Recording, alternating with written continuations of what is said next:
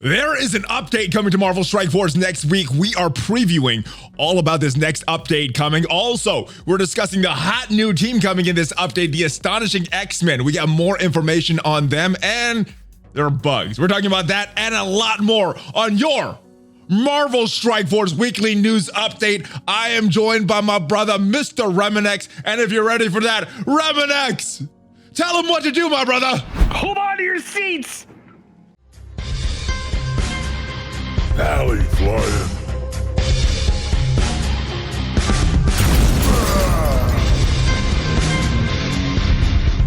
Oh, what is up, Valley Maniacs? Welcome back to the channel. I am ValleyFlyin, and it is time for your Marvel Strike Force weekly news update. If this is your first time here, make sure you subscribe. Make sure you hit that notification bell because we have more great Marvel Strike Force content. We do this every single week. And this week, I am joined by the man with the plan, my brother Remanx. What is up? How are you, my friend?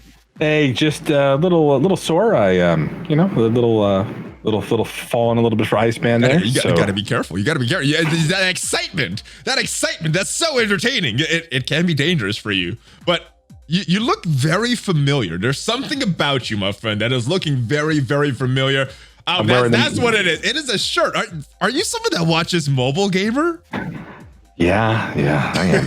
Valley. That's just the wounds won't heal. It's more inside jokes, guys. If you got to tune into Remanx's stream to see what the heck we were talking about, because there was some funny clips that happened on stream with you this week. So, yes, very, very good stuff, man. You got recognized in public. So, congratulations for that. Yeah. Oh yeah, that's how the story goes. Really, that guy's looking at me. That guy's looking at me. He's looking, and yeah, you're gonna have to tune into his Twitch stream to find out what happened. But there was some cool stuff that happened in the Marvel Strike Force world this week. One of the first things that happened was boom, interview with Cerebro. I've been talking about this since October. It finally happened this past week, and we talked about a bunch of stuff. We talked about an API, which is very exciting, which is a way for us to get some data off of the Marvel Strike Force game and load it into some third-party software, make it very easy, and it looks like that is coming. Fountainable characters, some ways that characters are becoming fountainable, and what the heck fountainable means. It's a word. It is definitely a word. It is a real word now. Save squads, real-time arena changes, alliance management. I mean, we talked about a bunch of things, and we previewed this strike time and blog post that was coming the very next day.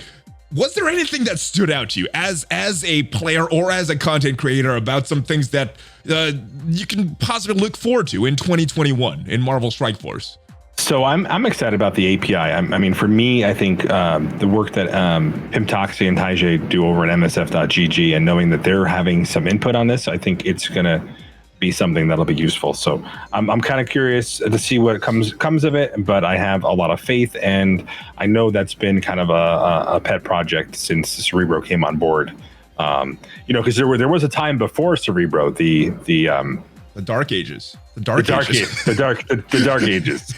Yeah, BC, before Cerebro. Yeah.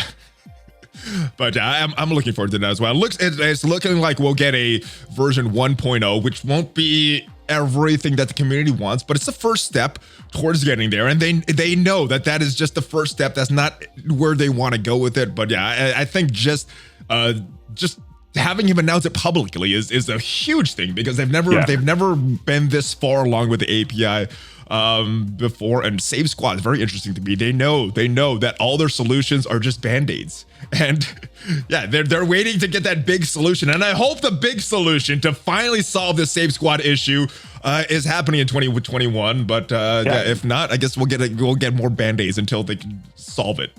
Well, and that and looking at the quality of life for the Alliance, I think that's a pretty big deal. So yeah, good stuff. It's a long video, guys. There's a bunch to talk about, but yes, check that out. But yeah, a lot of good stuff and a lot of big changes coming in 2021.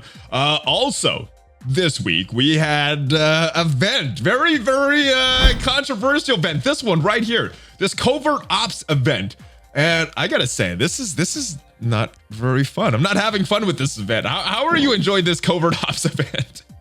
The word enjoyment never entered in my vocabulary talking about this event. However, I will tell you that I'm sure when something like this happens and I think they missed a mark on it, I'm sure they take a look at, did it perform the way that they wanted it to? Did people enjoy it?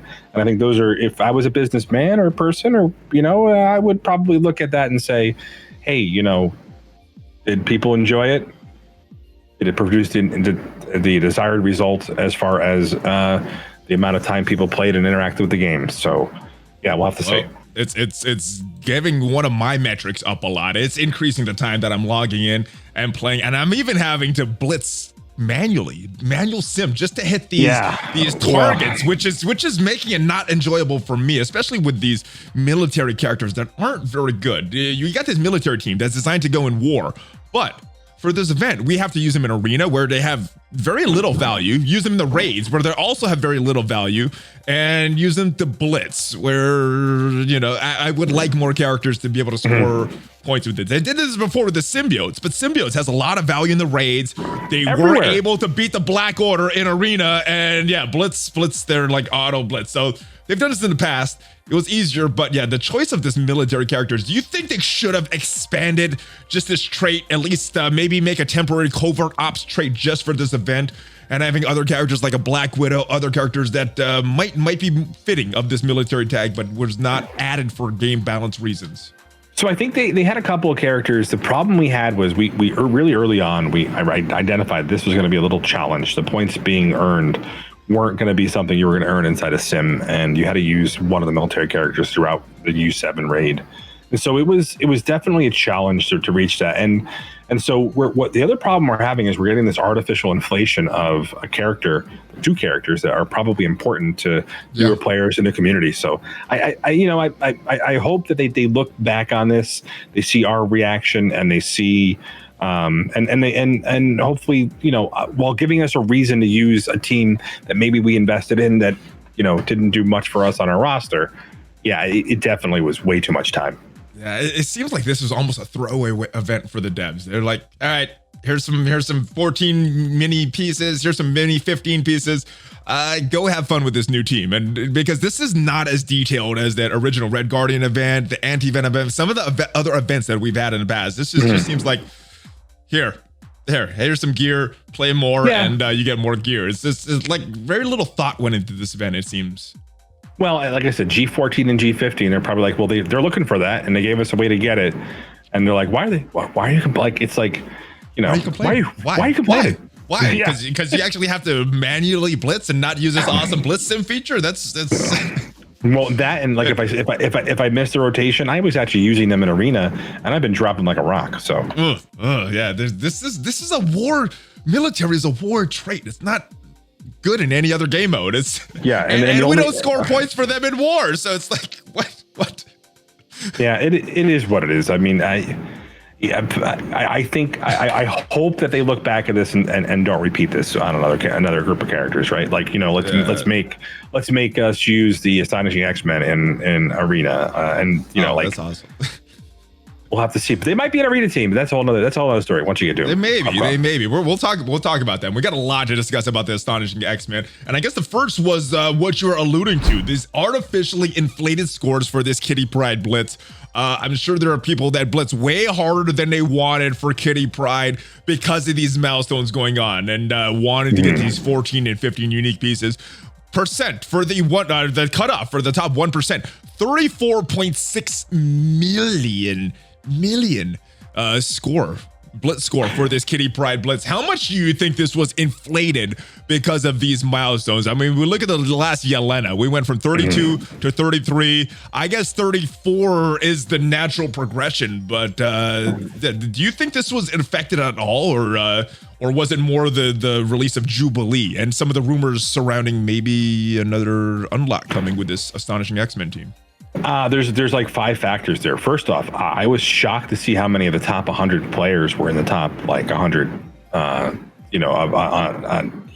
I don't think I've ever seen that penetration. So I got to wonder if just, having to do this was part of that, pushing other people out of that. Yeah. Plus, the whale harder guy, not me, might be blitzing smarter, top 100 mobile gamer, right? So that's a whole new like element. And so there's definitely some motivation because it isn't requiring as much time. So I do feel like these blitzes are just going to continue to go up, and I think a lot of these will be, hopefully they look back and maybe change the top 100 and top 1%. But again, this is more generous than it was in the past. So, but again, more people are blitzing. So, other problem we're going to have is just, from an element of save squads, it's just, the blitzing to blitz and have your raid teams or arena teams or, a save. Because by the way, that I think what do they call it? The minute preparation you have to sit there and build your raid squad. No. Like there have been 3 times that. So if you didn't know, I'm no longer in Legion of Cabal. I'm back in my Legion of Damned. I was on loan. Okay. But my probation didn't go successfully. I only got 3 red on Red Guardian. So. You gotta spend a lot and be lucky to be in the Alliance, right? That's not actually a thing. I know. All right. So what do you think about the scores for this next iteration? We got Kitty Pryde's second iteration coming. We still have these milestones going on. Before Blitz Sim, we usually see the drop off on that second iteration. What do you think is going to happen for the second iteration for Kitty Pryde? Do you think the scores are going to go up, go past that 35 million mark for that top 1%, or do you think there's going to be that normal drop off that we were pretty consistently seeing before Blitz Sim came into play? We're not going to see a drop off. I think we're going to see it go up. I think because the red stars are built into the second portion and there's an event going on, I feel like both of those things are going to be a factor here. Well, yeah, she looks like a very good character. Looks to be a very important part of this astonishing X-Men team. And this week, not only did we get a Kitty Pryde Blitz, we also got information on the rest of the team. We were wondering, what does Jubilee's kit look like? What does Bishop's kit look like? And we got both of those in these blog posts. All right, Jubilee looking very, very strong on this astonishing X-Men team in the raids. She has a blind on her opening ability. She has this big target that we were teased a while ago about calling all astonishing X-Men to assist, but what we didn't know that she could also call non-astonishing X-Men team if you happen to use her with that. So I was happy about that because that gives her a little more viability outside of this pure 100%. Astonishing X-Men team. I was worried that she would just be just on this team. Her ultimate looks very, very good. Big damaging move. All enemies, it turns into an AoE, applies stun, raids does even more, and then she's got this big passive which applies a lot to raids and a lot to this astonishing X-Men team. What were your initial thoughts when you first saw this Kitty Pryde kit? Were you impressed or were you disappointed? So Jubilee right there is probably the legendary that I don't think people thought we needed, and she is definitely lining up to be. I'm gonna say I think that she will probably be in the top of the legendary category easily. I definitely, if I don't breeze through my city section in the next week here, I think I'll be taking Jubilee up. Okay, so she looks to be very strong. I agree. She looks to be like the linchpin of this astonishing X-Men team. And in this same blog post, we got word of the Doom raids coming. So that's the importance. I was wondering, we got the symbiotes. Why do we need astonishing X-Men? Well, yeah, new raids is why. So yeah, she looks to be very strong on this team. But my question for you is, do you think that she has a lot of viability when you're not using her in the raids, not using her in the astonishing X-Men team? Is she kind of throwaway character at that point? Or is she a legendary character just made for these raids on this astonishing X-Men team? So not a lot of what she does. I mean, the fact that her basic has a 70% chance to blind is no joke. I mean, this is plus her passive, which I thought is really, really interesting, which is so on this character, each astonishing X-Men Wolverines apply assist now randomly to either self or another astonishing X-Men ally. So this is very reminiscent of the F4 team.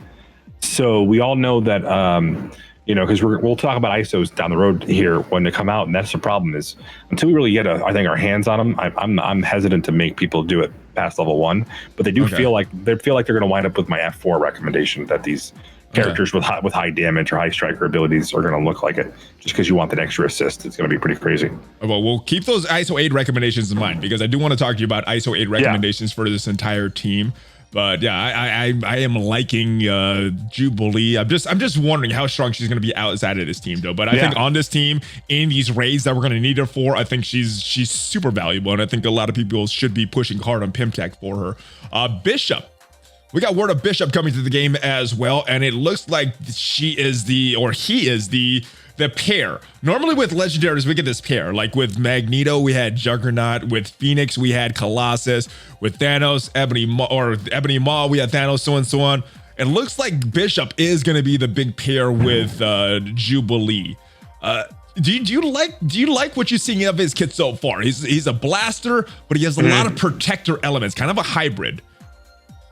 So for me, this is probably one of the most amazing kits that I've seen. Just low cooldown on that ult, the fact that he, just understanding what he does, spawning in with taunt. He is just like a combination of protector meets blaster, and the best of both worlds. And so I'm very, very excited about this kit. In fact, I'll be emptying out my swear jar for giveaways for this kit.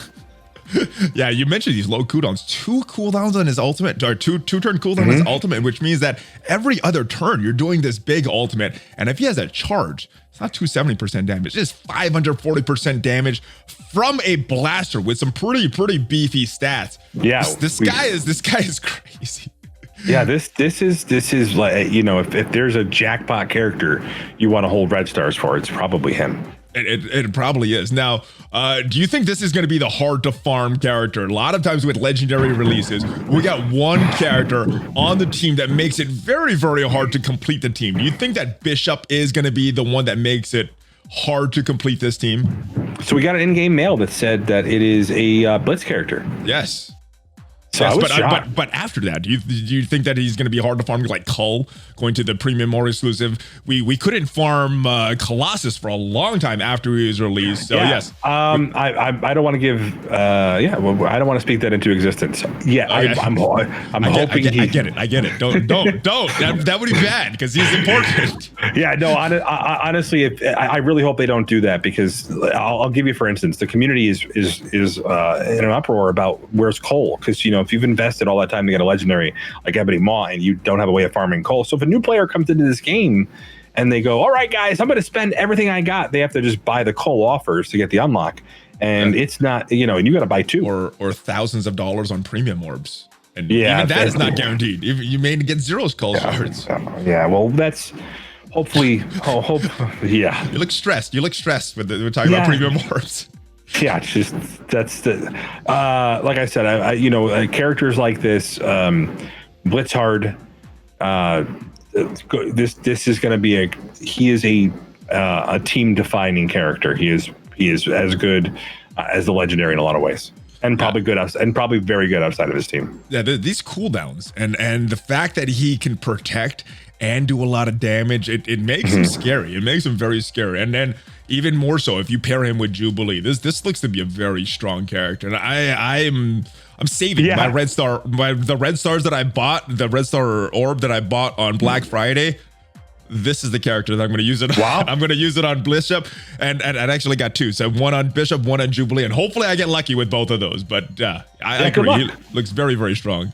I'm going to need it. I don't want to get kicked out of my lives for not getting a good red star pull on this character.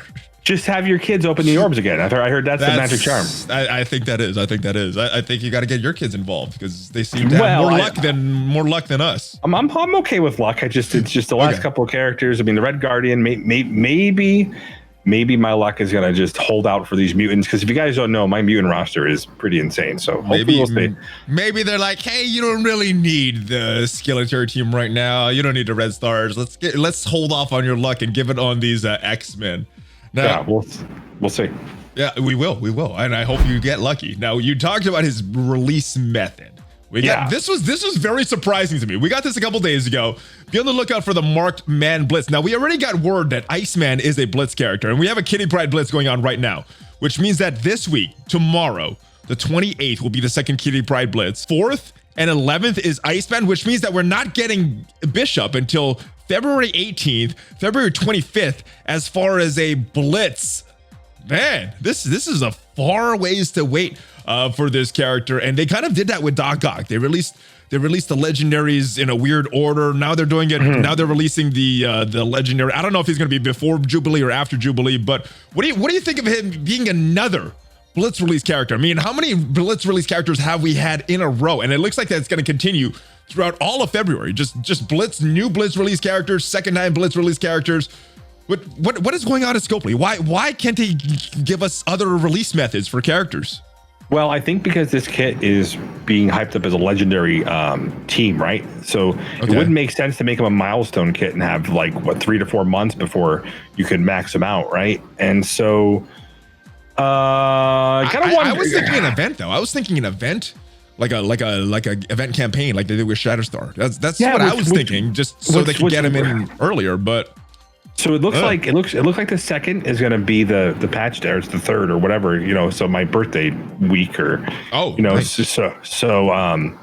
And it looks like he might be the character released with the patch, which is the first time in a while that I recall not having a campaign event. Oh, that would be weird. Okay, so if they have the event or they have the patch on the second, which I think is very likely, that is the first Tuesday of next week. If they release Bishop then, and then we don't get his Blitz till the 18th, unless they do something and do a Monday Blitz or something for a new character, back to back Iceman and stuff. Do you think they switch up the cadence? So what's weird about it is I think the more times we've got really good at guessing what they're doing, and then it's like now everything's like, what are they doing? Maybe that's on purpose. Maybe it's by accident. I don't know, but I will tell you that when these in-game mails come, usually it's 6 days from the timing, which would mean it's right on target for the patch being on the second. So it's definitely possible that an event character will be released, and it's not Bishop. So. It seems weird. They seem to be building all this momentum for this Astonishing X-Men team. There's other characters that have been rumored for this patch. It seems weird if they would go back to a different team before completing this Astonishing X-Men team. I just think the timing is weird, but Blitz release for Bishop, and a Blitz release for this next character that I want to talk about, the new character, the new kid on the block, Iceman and Remanx. You could be my wingman anytime, my friend. What do you think of this new character in the game? So he's no Maverick. He definitely works best on his team. But I will say that from a perspective, he's pretty cool. Yeah. You're looking very dangerous. You're looking very dangerous, my friend. So from that perspective, I really like his passive with the extra bonus damage. I do think it's only concern I have is he feels like he doesn't have enough focus. So we've been talking about what to do, how to make that happen. So what level do you have him at right now? Because I'm expecting mine to not have a lot of focus. Only have the 3 gold stars on him right now. I knew the focus would be an issue, but is it still an issue at the higher levels with this focus? Yeah, because the problem with that is I'm still making my DD4 push, so I can't bring him up into a point where he's matching it. Gotcha. So I feel like we'll be able to address that later on. He might have to be a skirmisher level 5, and with ISO level 2 being hinted at being springtime, well, I hope he doesn't thaw. Remanx with the puns, I love it. I hope he doesn't. I hope he doesn't thaw, but I think he'll definitely be a character if we need that extra focus for skirmisher. And again, it may be something of value for the team. Yeah, Remanx, I think he is value for the team. Only older people will know what the heck I was doing there. That's pretty amazing. All right, but let's talk about this team, this Astonishing X-Men team, because we talked about Jubilee, we talked about Bishop, we talked about Iceman. How good do you think this team is gonna be as a whole, as far as what you see right now, your initial impressions, just looking at their kit, not using the entire team firsthand, just what you've seen with Iceman already, what you've already seen with Kitty Pryde, Beast. How impressive do you think this team is gonna be in the raids? So they're probably gonna be the solution to the new Doom raids, and at least for one of the lanes, right? So we've got kind of a hint of that this week too. What a chock full of blog goodness did we get this week? We got that like letdown blog, and then we got like the what this flag, this is amazing. It's almost astonishing. All right, I'll leave. Oh my goodness, they don't stop today, my brother. You must have been taking your caffeine this morning. No, I just finished my coffee. My friend, nice, nice. No wonder we're getting the puns from Remanx. I love it. But so we definitely need him for some lanes. Do you think this is a must-have team for these Doom raids that are coming up? I think if you're going to be stuck in the mutant squad, I was actually using just Iceman, Beast, and Kitty Pryde, and was shocked at what they were able to. They were out surviving other characters like Emma, a fully loaded Emma and a fully loaded Storm. Really? Storm. They were just basically they were almost unkillable. And so I'm going to tell you right now that this is shaping up to be a solution. They gave us the problem. They're selling us the solution. And it's funny. You asked that one question. I'm just going to go down the road in a second here. Right, like a lot of Blitz characters. Mm-hmm. Wasn't the Inhumans a lot of Blitz characters? And one campaign character? I don't know. Was it? I don't remember. But there's a pattern. There's a pattern that we're going to discuss. There's speculation that has been discussed for a while, and it seems to be lining up. So stick around for the speculation, guys, because we are going to talk about a potential pattern with this team. But let me ask you about this. Some people may not have invested in Pym Tech. They still want to use this team. Do you see any viability with Astonishing X-Men if someone does not get Jubilee on this first run? Are they still going to be usable, or are there no good replacements if you don't have Jubilee? I feel like we're gonna have a really good insight to that when the raid comes out. Mm-hmm. I do think you could probably build some additional teams around, like I talked about, like Storm with the Beast synergy, and more importantly, they are X-Men. They also have the X-Men tag, so there is some call outs to that. However, they're really the I'm not going to say Apex. I don't want to jinx them. But they really are. The X-Men were the Apex Arena team for a little while. They lived up to that. But the other team that was an Apex raid team, I think it was Premier, but I don't remember. It was so long ago, and they're so bad. And just hindsight is 2020 here, and thank goodness for 2021. I'm going all in on this team. I think they're going to be very strong. I mean, we could see the symbiotes on the paper, how strong they looked, and they lived up to the hype.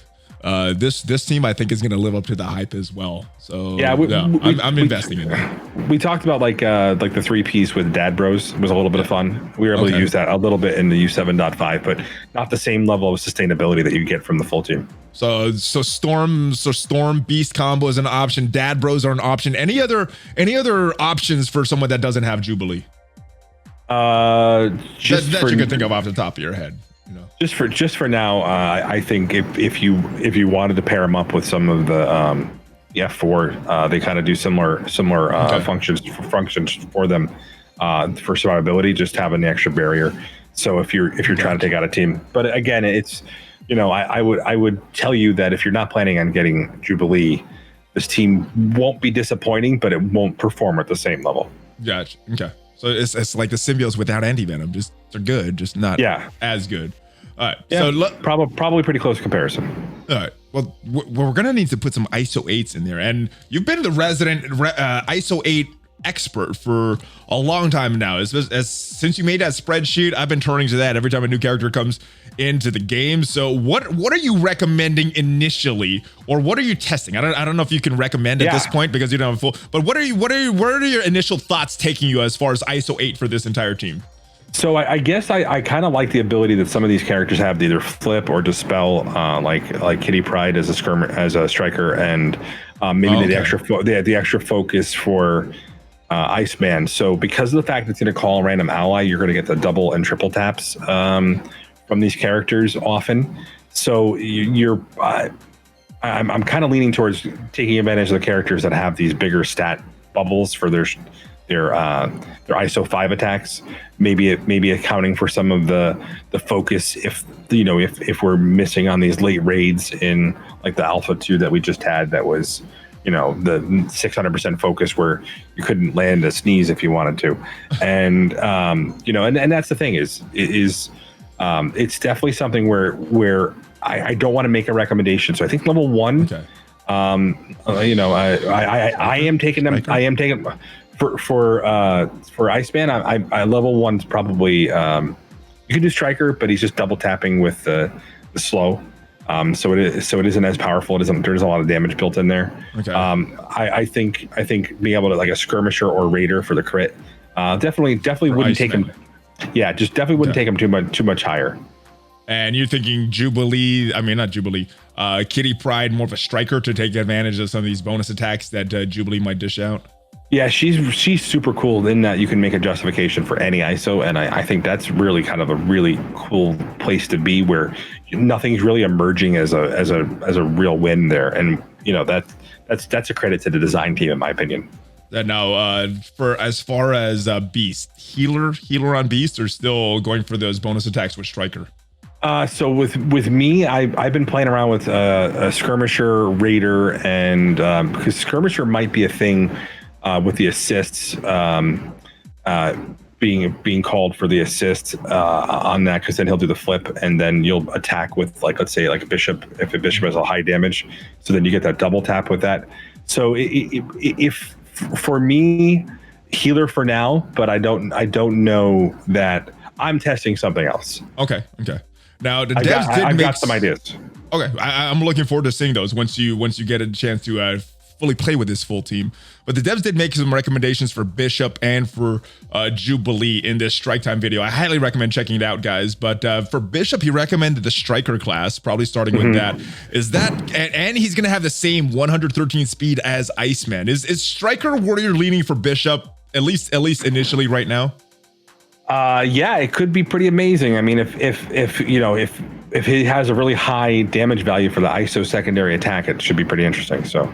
Okay, so yeah, it sounds like the way to go, at least initially, that I'm going to test out. He gave 2 recommendations for Jubilee. One was Skirmisher, one was Striker. Which one do you think you will lean towards testing firsthand with once you unlock Jubilee? Starting off with Striker or starting off with Skirmisher?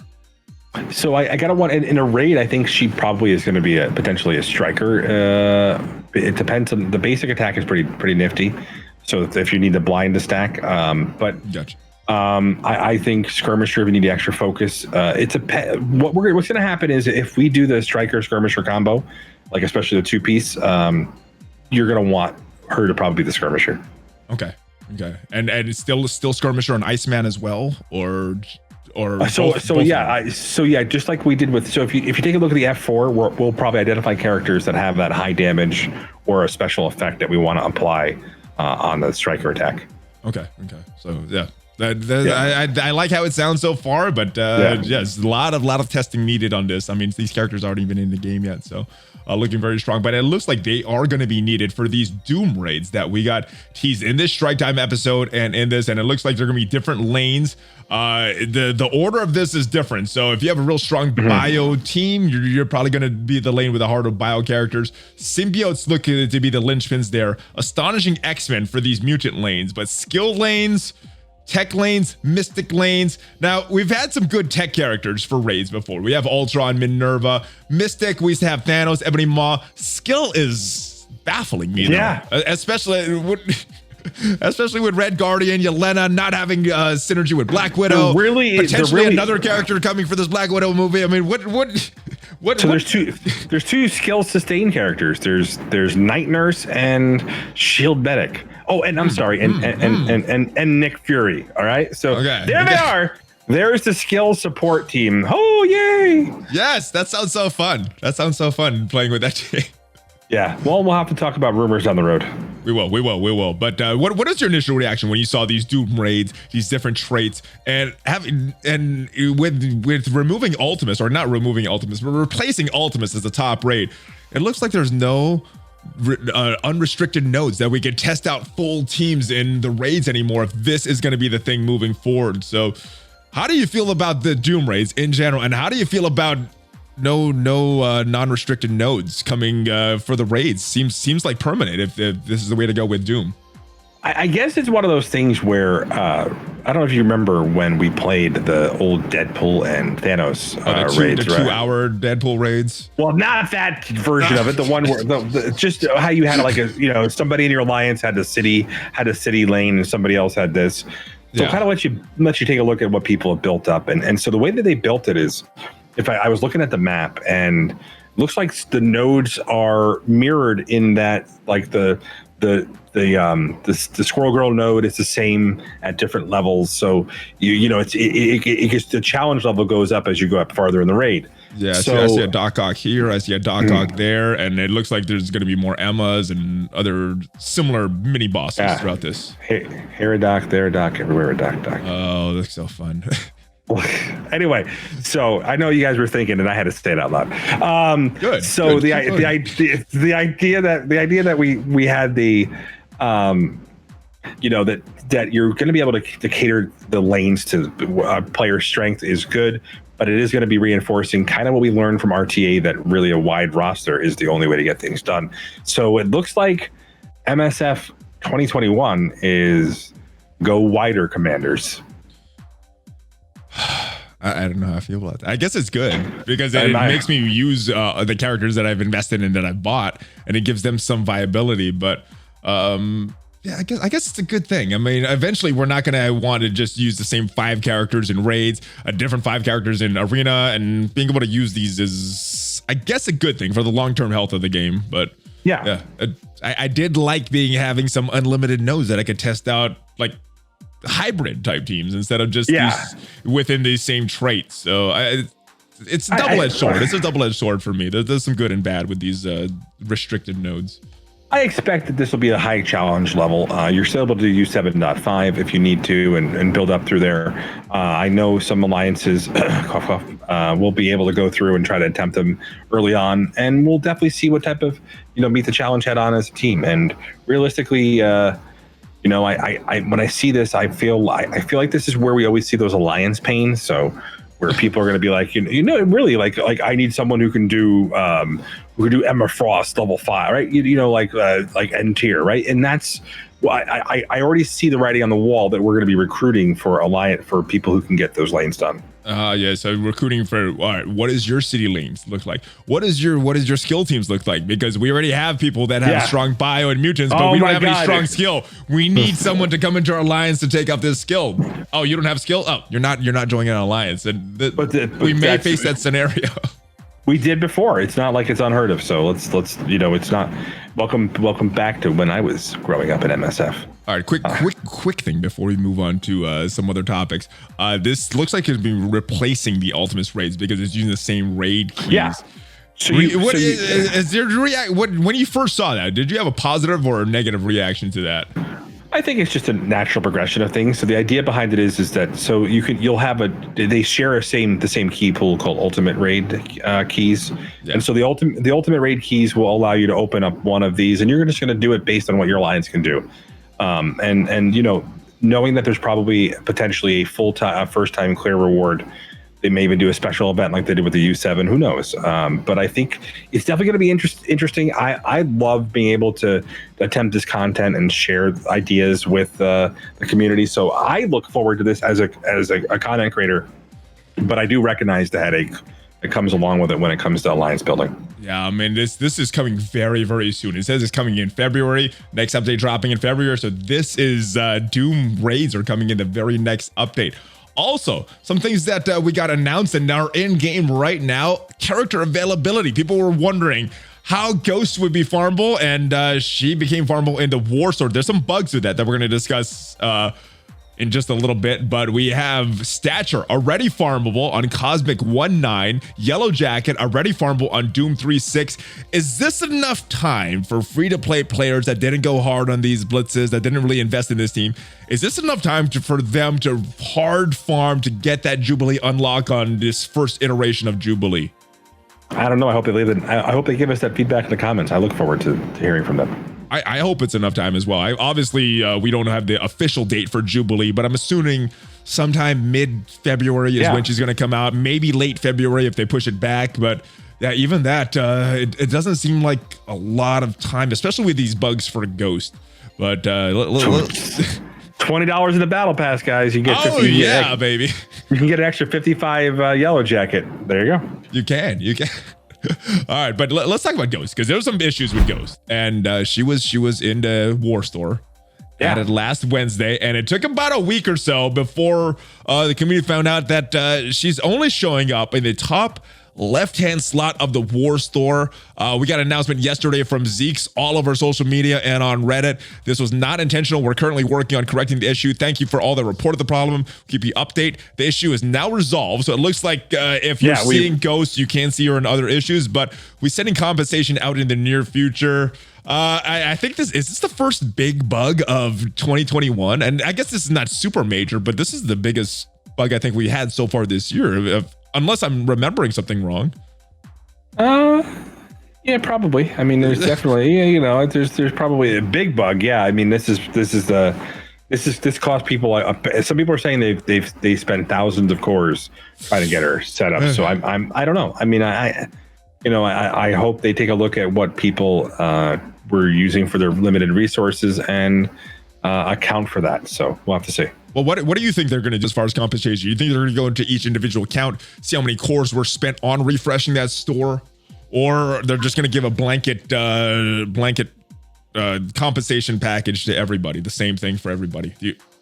I don't know. There's a small chance I may have opened my Iceman orbs before he was in the orb. My Red Star orbs, so it is what it is, right? There's. And I'm always a big advocate. Wait till you see it. I saw it on the banner. I didn't look at the rate up, and I was so excited. Gotcha. So I mean, it's one of those things where I think they analyze compensation. They take a look at it, and we don't want to have the same thing that happened with Emma, where they rush to a solution that makes people awesome red stars for people. And I think that's, I know it's probably a topic of their discussion for the week, and we'll have to stay tuned. So I won't speak for them. What do let me know in the comments, guys. What do you think is the proper compensation? 5 shards of Ghost, 10 shards, 25, more war credits. I mean, or power cores, maybe if you spend a lot of power cores refreshing a store and Ghost was not popping up. So I don't know what the correct solution is for this. I know I didn't spend a lot of cores to refresh the store. If it was me, it would be really simple, right? You just take what you thought the rate of return would be for seeing a Ghost, give people back the cores they spent on it, and then give them a certain number of what they probably should have seen in the store for that. Well, hopefully they use that calculation method, and we have another bug that was reported a couple hours after this first bug was reported, and this has to do with the beta raids. They're currently an issue. Beta raid is rewarding old beta orbs, not the new beta orbs. And I didn't even notice this until chat was complaining about these orbs not having the correct characters. I'm like, oh, there's a brand new orb. This issue also has been updated. They're also sending compensation in the near future for this. What do you think the compensation should be for this one? This one does not seem as big as the Ghost issue. So there's some characters in the new orbs that were kind of cool, right? But at the end of the day, a lot of us were probably, it depends on where you are in the game. If they sent out a bunch of orbs, it wasn't up for that long.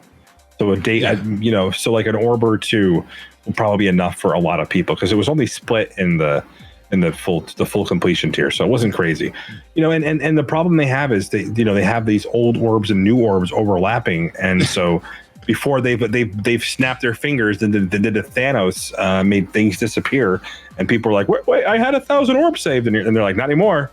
Now you got dust, right? So I think they'll get this right. The fact that this got fixed within 24 hours, less than 24 hours, is pretty amazing. So yeah, I think 1 orb, 2 orbs maybe is decent compensation. I didn't even notice that this was an issue until I looked at the orb. I'm like, oh, there's this orb and there's this orb, and I didn't know I was getting screwed out of certain orbs, or maybe I wasn't. Maybe I was unaffected. I don't know, but I think maybe one orb, 2 orbs. It's not as major.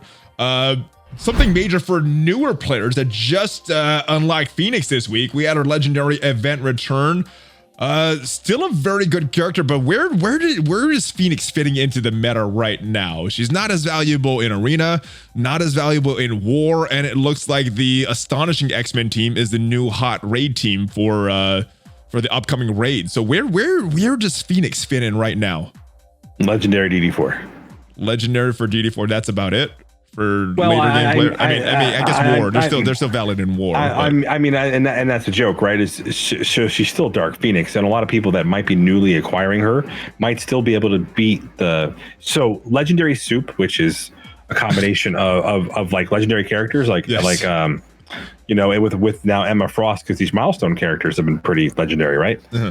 In their own regard, they kind of were able to beat the Black Order. So I still think people might be able to at least punch up out of their current weight class if they don't have their full Black Order, because Cole's availability is so limited. Yeah. Well, congratulations to everybody that got Phoenix. But yeah, we'll see where she ends up fitting in towards the middle of this year. I mean, she's still valid right now. Who knows what's going to happen to this team, and particularly Dark Phoenix as far as meta conversation in a few months, once we've seen more of these characters released and power creep happens even more. All right, other legendary character coming back this week, or not this week, but coming back soon, is Nick Fury, and this looks to be a little out of the rotation. And there was some talk in an interview that I did with Cerebro. Are there any characters that are considering getting that Iron Man permanent legendary treatment? They said this was in discussion. He didn't give an answer one way or the other, but it looks like it's at least being discussed. Do you think that Fury deserves that permanent legendary treatment, or do you think they should just keep it limited to Iron Man? Well, so I mean, I think we'd be furious if we can really figure out, if he winds up staying in there for too long, right? Yes. Because the impact that he has isn't as valuable. But again, with the Coulson unlock requirement going down a little bit, that's something that happened relatively recently. So maybe they'll be analyzing the power duo over here. Do you think that was an indicator of Fury getting that permanent treatment, or that was just coincidental? We'll find out, won't we? I guess we will. Yeah. And it looks like we'll find out a lot coming up next week, because boom, we got this in-game message yesterday, or not yesterday, but 2 days ago. Actually, no, it was yesterday. 4 new playable characters, and we will speculate on those. We have real-time arena updates. Now, they talked about some real-time arena updates, mainly in regards to quitting.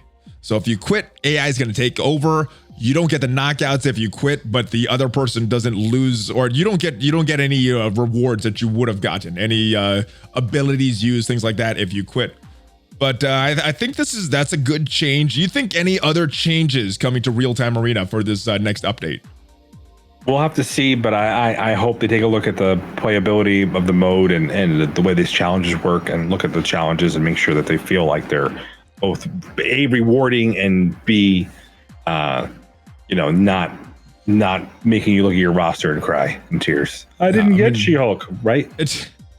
It doesn't seem like real-time arena is hitting the marks that they wanted, just the way that Cerebro is answering the questions on that interview. So I'm expecting some changes, and I'm expecting it to be better than what it is right now. And leagues may solve that problem, and maybe these events that they're going to have hidden behind there will solve that problem, and we'll have to stay tuned, right? We will. All right, next legendary event, I think that's pretty obvious. That's going to be Jubilee event campaign. Well, we know it's not Bishop. And we know it's not Jubilee. There's 2 other rumored characters. Oh, what are the? So we're gonna go right to the rumors. Let's talk about the rumors. Let's So go. One of them, not rumored anymore because of this latest Strike Time episode. Boom, revealed on Strike Time. I don't know if you can see it right here. I think this was accidentally released, but it said ranked up White Tiger, which is a name that has been data mined. It's a name that's been rumored for a while, and yes, latest Strike Time episode indicates that White Tiger. So you think White Tiger is one of these 4 playable characters? Just based on the fact it's been data mined for a while, we've had rumors for a while, and now we see this in this Strike Time episode. Yeah, no, I think it's definitely a thing. Okay, now do you think this is going to be the event character or another character that? Why don't we talk about the other characters rumored, and I'll tell you where I think they're going to land. All right. Well, let's talk about rumors. We're jumping all over the place in this last section. We have a lot to speculate on. A lot of it is about this next update, but speculation from last week. We got word from Drew that there is another city character coming, has some relation to Khonshu. That leads me to one character in my mind. Who are you leaning towards with that pretty big clue? There is a Spectre out there who may name is may not miss his mark. Maybe of how to do the moon. Maybe the Queen of England can give him his unofficial title as a sir. As a sir if he's knighted. I get what you're saying. So Moon Knight. All right, Moon Knight. Moon Knight. So, there's some pretty obvious hits. I mean, come on. No, so Moon Knight, who is one of my favorite characters from the Marvel Universe, with the idea that that he made none of what he is experiencing is real. The idea that they kind of look at the Batman character through a different lens. It's so cool.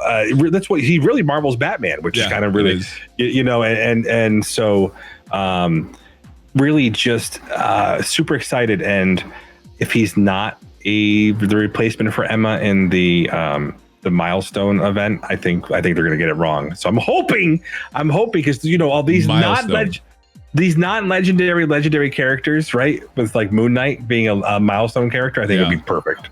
Because that would make it that would make the most sense. So that would lead me to believe that White Tiger, well, you're gonna be the everyday man's campaign event. Here we go. Enjoy. All right, so going back to this, 4 new playable characters. We're looking at Jubilee, Moon Knight, White Tiger, and Bishop. Those are the 4. Real-time arena, we're getting those updates. Legendary event, that is Jubilee. Event and campaign, White Tiger or Moon Knight? Are you going White Tiger here and Moon Knight for maybe a milestone release character? Yeah, so I think something's going to replace Emma down the road here. I think that's probably coming up soon. So probably the end of the patch, we'll see Moon Knight replacing Emma in that. I could be wrong. I mean, maybe the milestone's out the following patch, and that would be great. Okay. But Moon Knight is just if they do it right, he's going to feel like a legendary, and so I'm hoping that they honor him. Yeah, so that maybe he's a skill character, and maybe that's what solves our issues with his Doom Raid for skill. Batman would be a skill character if he's in his game, so Moon Knight should be a skill character if he comes to this game, right? So Moon Knight really kind of is like this. So if the Egyptian, he is the avatar of the Egyptian god Khonshu, who is basically the moon god, right? So the idea is his power waxes and wanes with the moon. He has he has certain abilities based on these powers, and he hears voices in his head. The whole other story. But what was that? All right, yeah, no. So basically, he has such a real combo. I would be surprised if he wasn't a mystic, which we haven't had a lot of mystic characters in the game, and I don't know that either one of these characters are skill. So maybe they have to do something else with some of the skill characters we already have in our roster. Oh well, I hope they're not bio, because we already have some good bio characters for raids. Yeah. So yeah, I would be disappointed if we got that bio tag, but I would be happy if we got the skill tag. Maybe he'll be dual tag like Dr. Doom. Especially if he's a milestone character, he'll get the skill mystic instead of a mystic tech. Isn't there like some other rumored stuff? Like, I mean, isn't there a skill character that is like on the maybe out there we've talked about?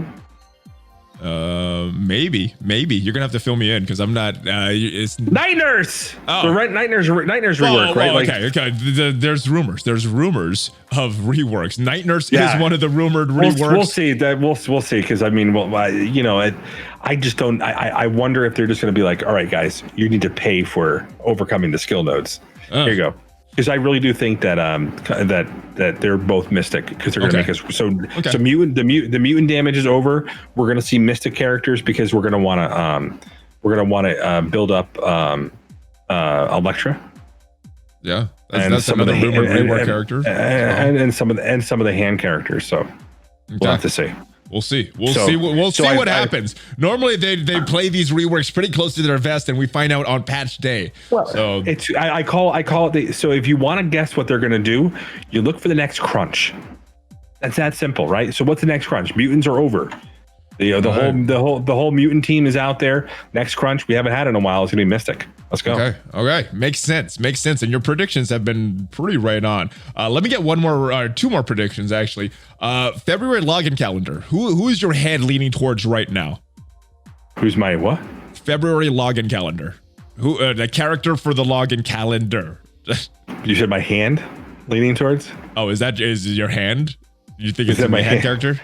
Maybe, I don't know. We'll have to see if that's part of the Mystic rework. I know who I'm hoping. I'm hoping it's gonna be Beast, but I think that's very unlikely. But let me know your thoughts, guys. Let me throw your thoughts in the comments. Who do you think it's gonna be as the February login character, and who do you hope it's gonna be? One more question before you go. Much speculation about this team, and you have hinted about it as well. Do you think Astonishing X-Men is the next legendary unlock team after Jubilee? If it ain't broke, don't fix it, right? Did it work for Ebony Maw? Did it work for Ebony Maw? I think it did. So yeah. Yeah. Well, I mean, I guess the offices of Scopely were they had a whole room that was basically filled with gold and a diving board, and they could just dive in after the Ebony Maw. Like Scrooge McDuck, yes. The Scrooge McDuck mode. Yeah. No, I don't know.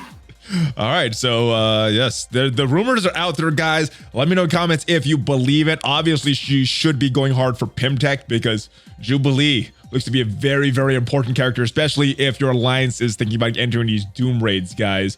But that is about all I have.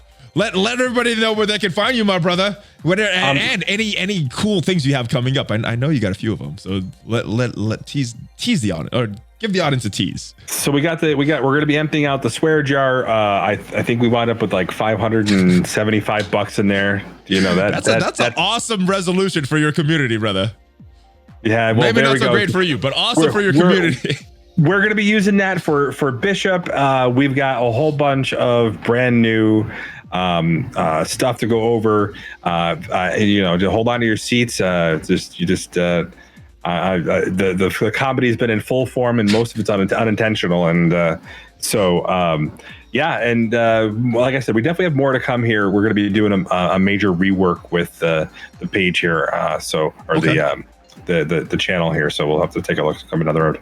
Nice. So make sure you check out his YouTube. Make sure you check out his Twitch and any other links you send me. I will put them down below. But yeah, that swear jar reveal should be very, very fun.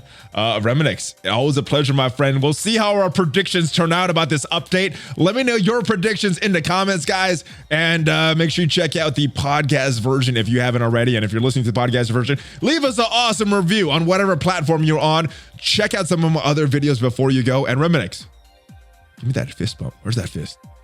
Yeah, oh, it's coming up. It's coming up right there. Remanx at ValleyFlyin.